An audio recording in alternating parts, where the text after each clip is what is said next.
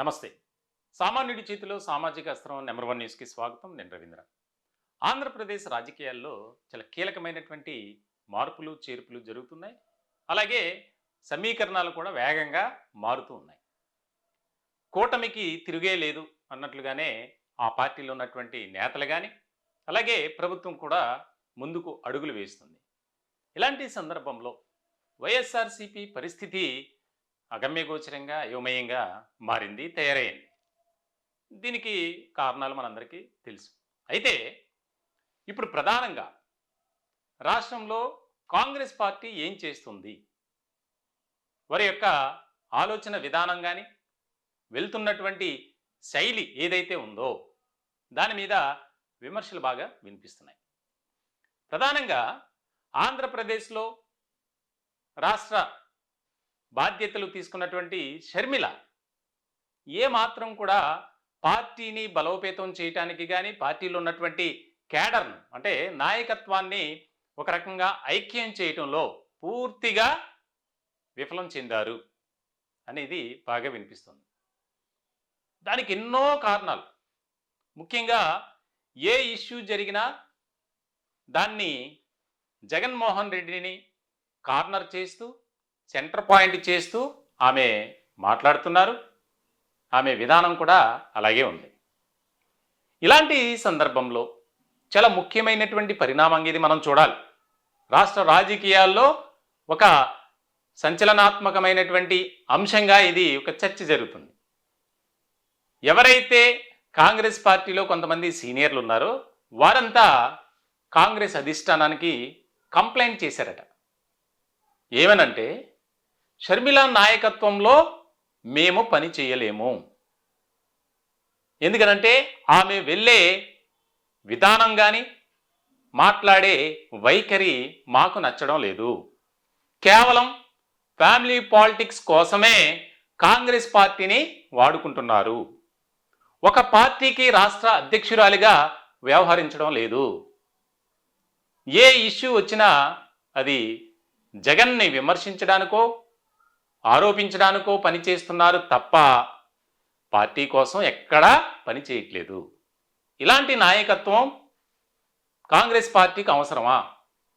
ఇదే కొనసాగితే మేము కాంగ్రెస్ పార్టీలో ఉండబోం అని ఖచ్చితంగా చెప్పేశారట.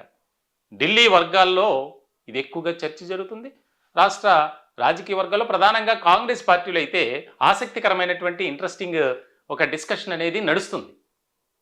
ఎందుకంటే ఎన్నికలకు ముందే ఆమెకు బాధ్యతలు అప్పగించారు. ఇప్పుడు వెంటనే కొద్ది రోజులకే ఆమెను మారిస్తే పరిస్థితులు ఎలా ఉంటాయి? ఒకవేళ షర్మిల ప్లేస్లో ప్రత్యామ్నాయంగా ఎవరైనా ఉన్నారా అంటే ఎవరు కూడా ముందుకు రావట్లా.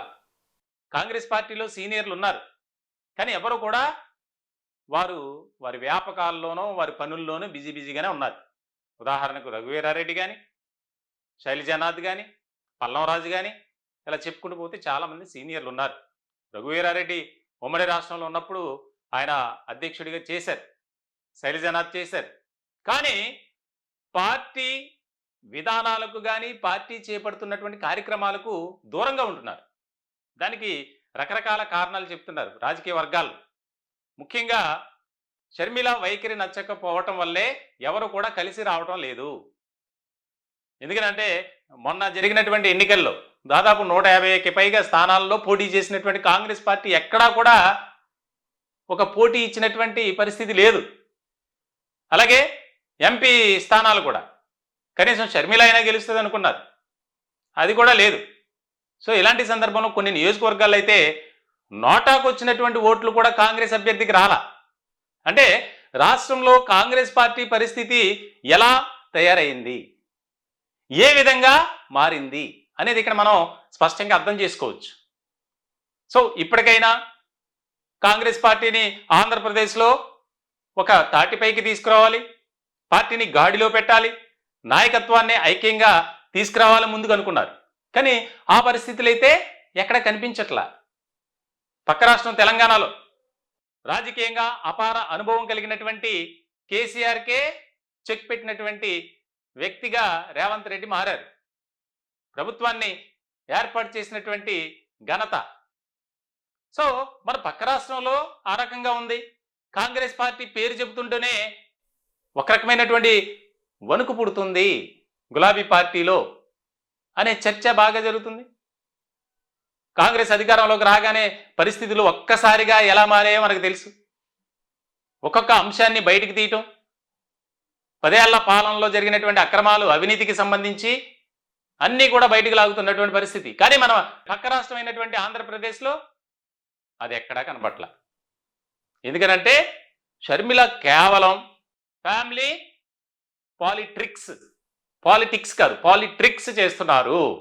దీనికి ఇది పార్టీ మనుగడకు మంచిది కాదు అనే భావనలో రాష్ట్రంలో ఉన్నటువంటి కొంతమంది సీనియర్ పార్టీ కోసం పనిచేయాలి, పార్టీలో ఉన్నటువంటి క్యాడర్ని ఒక యూనిటీగా మార్చాలి. అధ్యక్షురాలిగా ఆమెపై ఉన్నటువంటి బాధ్యత అది. ఏదో 4 రోజులు రోడ్ షోలు చేశామా, నియోజకవర్గాలు తిరిగామా, అక్కడ అన్న జగన్మోహన్ రెడ్డిని విమర్శించామా, ఆరోపించామా, నాకు అన్యాయం జరిగింది, నా ఆస్తులన్నీ లాగేసుకున్నారు, ఈ రకమైనటువంటి ధోరణితో వెళ్ళటం కరెక్ట్ కాదు. కూటమి ప్రభుత్వం అనుసరిస్తున్నటువంటి విధానాలు ఏవైతే ఉన్నాయో, ఎన్నికల మేనిఫెస్టోలు ఇచ్చినటువంటి అంశాలు ఏవైతే ఉన్నాయో వాటి మీద ఫైట్ చేయాలి, ప్రభుత్వంపై ఒత్తిడి తీసుకురావాలి. అవేమీ లేవు.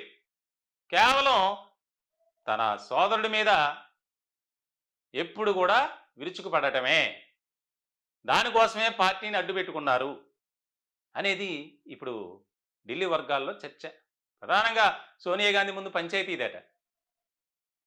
శుక్ర, శని, ఆది 3 రోజులు కూడా ఢిల్లీలో మకాం వేసినటువంటి కొంతమంది సీనియర్ పెద్దలు షర్మిల వ్యవహారం బాగోలేదు అని చెప్పి వెంటనే స్పందించినటువంటి అధిష్టానం వార్నింగ్ కూడా ఇచ్చినట్లు.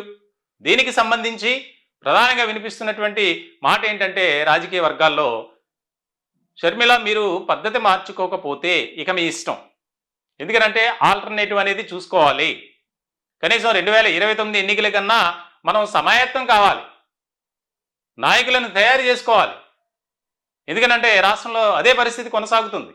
కాంగ్రెస్ పార్టీలో ఎవరికి సీట్ ఇవ్వాలంటే అయోమయ పరిస్థితి మనం చూసాం. అన్ని పార్టీలు జాబితాల రూపంలో విడుదల చేశారు, కానీ కాంగ్రెస్ పార్టీ ఎక్కడా కూడా లాస్ట్ మినిట్ వరకు అభ్యర్థులను ప్రకటించలేదు. అంటే పరిస్థితి ఎలా ఉందో అర్థం చేసుకోవాలి మనం. సో మరి ఇలాంటి సందర్భంలో అధిష్టానం షర్మిలకి ఇచ్చినటువంటి డోస్ ఏ స్థాయిలో పనిచేస్తుంది? ఆమె మరి పద్ధతి మార్చుకుంటారా, లేదా పార్టీకి గుడ్ బై చెప్తారా, లేదా పార్టీలోనూ ఉంటారా? అధ్యక్ష పదవి నాకు వద్దు, వేరే వాళ్ళకి ఇవ్వండి, నేను పార్టీలో ఉంటాను అని ఏమన్నా చెబుతారా అనే చర్చ కూడా రాజకీయ వర్గాల్లో జరుగుతుంది. మొత్తానికైతే రాష్ట్ర కాంగ్రెస్ పార్టీలో ఒక విభిన్న పరిస్థితులు, ఆసక్తికరమైనటువంటి పరిణామాలు అయితే చోటు చేసుకున్నాయి. త్వరలో ఇంకా ఎన్నో మార్పులు జరగబోతున్నాయి అనేదైతే పొలిటికల్ సర్కిల్లో బాగా వినిపిస్తున్నటువంటి మాట. మీ యొక్క విలువైనటువంటి అభిప్రాయాలు, సూచనలు కామెంట్ రూపంలో తెలియజేయండి. మా ఛానల్ని సబ్స్క్రైబ్ చేసుకోండి. Thank you.